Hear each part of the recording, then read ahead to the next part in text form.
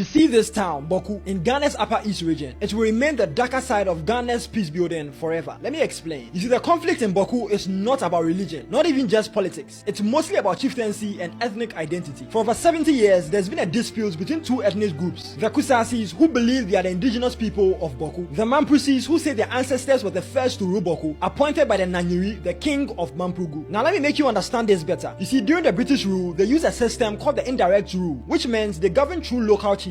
The British recognized the Mampugu king, the Nanyiri, as the authority over Bawku and allowed him to appoint Mampusi chiefs there. You see, that system ignored the Kusasis, who already lived in Bawku. So even before independence, this tension was already brewing, planted by colonial policies that picked rulers without consulting the people. So in 1957, right before independence, the government of Kwame Nkrumah officially recognized a Kusasi chief in Bawku. You see, that decision didn't sit well with the Mampusis and has sparked decades of tension, revenge, and bloodshed. Now over the years, the conflict has escalated into gun battles, curfews, school closures, and hundreds of deaths. Even today in 2025, parts of Bawku still can't hold public events without security presence. Now what makes it worse? Both groups believe they are right, and both have installed their own chiefs. Court rulings, political interference, and youth militias have only added fuel. Now the question is, has anyone tried to solve it? Yes, but not fully. You see, under President John Mahama in 2012, he called for peace and backed the Supreme Court ruling recognizing the Kusasi chief as a legitimate Bawku Naba. He deployed military personnel and supported dialogues through local chiefs, but the conflict wasn't resolved and Mampusi felt ignored and peace was only temporary. Now under President Akufo-Addo in 2023, the Mampugu king enskined a new chief in Bawku. The government called it illegal and used military to stop it. Akufo-Addo's administration leaned heavily on security enforcement, curfews, and military operations like Operation Gongon. He insisted the chieftaincy issue was legally settled, backing the Kusasi chief. But again, this was seen as one-sided and the violence continued. But here's what most of you don't know. This conflict has been fought for decades because every government that comes in seems to pick sides. Sometimes they do it publicly or behind closed doors. But once the people feel the system is biased, the peace efforts collapse. One group feels empowered, the other feels betrayed, and then violence starts all over again. So now the question is, what is President Mahama doing different in 2025? You see, since returning to power in January 2025, President Mahama has made peace in Bawku a national priority. Now here's what he's done so far. Reactivated Otumfuo 32's mediation process to bring both sides to the table. Directed a National Peace Council to focus on Bawku specifically. He's also sent his top ministers, interior, defense, and national security to work with chiefs, youth leaders, and religious figures. He's using dialogue and mediation, not just the military. President Mahama says, and I quote, "We cannot develop if we don't have peace. Bawku must be at peace." You see, for years, Ghana has been praised as a beacon of peace in West Africa. But there's always been a darker side most media hardly shed light on. Now you may ask, why is the conflict still going on? You see, at its core, this isn't just a legal issue. It's deeply emotional, historical, and ethnic. Both sides want legitimacy. Both have suffered losses and both are armed. Court rulings alone can't fix it. Military forces alone can't fix it. Only a genuine, inclusive, community-led solution will stop the cycle. And that's what President Mahama is trying to do now in 2025. But now my question is this peace resolution even worth the try? Or should we step back and watch them fight their way to extinction? Let us know your thoughts in the comment section. Don't forget to like, comment, and repost this video for more content like this.